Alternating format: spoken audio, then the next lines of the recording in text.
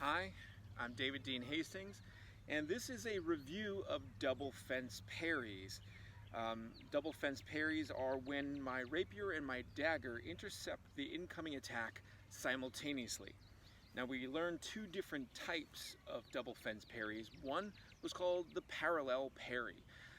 As I'm in my on guard stance and let's say an attack is coming to my left arm, I want to make sure that I form the parry, which is both the rapier and dagger, on one side of my body, and then I move it across the vertical center line to meet the incoming attack. Both the hilt of my rapier and my dagger are at the same height, and both weapons are parallel.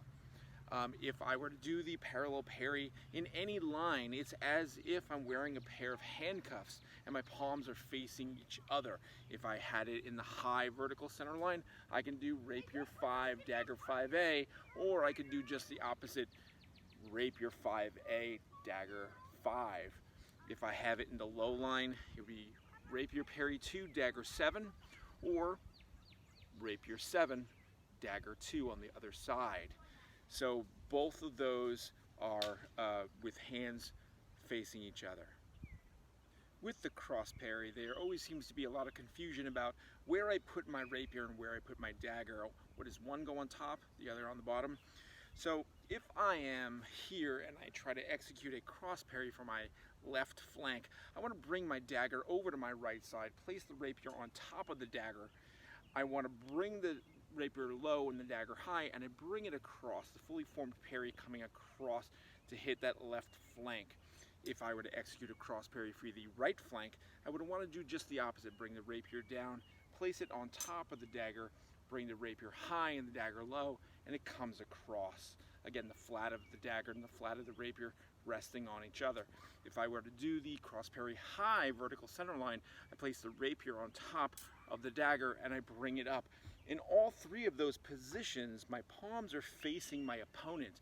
If I'm doing the cross parry in the low vertical center line, I would place the dagger on top of the rapier and bring it down, and that is the only position that my palms are facing me. In all of those cases, the dagger is in front of the rapier, giving me the option of executing a prise de fer with my dagger. If I have in the low vertical center line the rapier on top of the dagger, like all of the others, now my dagger is behind. Is that wrong?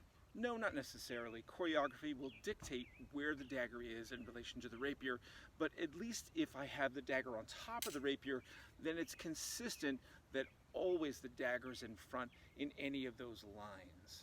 So, using any substitute for your rapier and your dagger, I would like all of you to self-tape yourselves going through all of the cross parries and all of the parallel parries and all of the lines.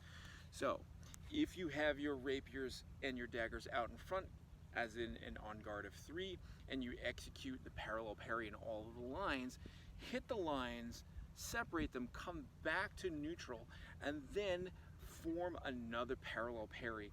Hit the neutral position again and go from there, and hit all of the different lines, always coming back to neutral. Because the real trick here for all of these double fence parries is to make sure that you're coming from somewhere else and that you're not just executing parallel parries from one to the other, which is fairly rare in choreography.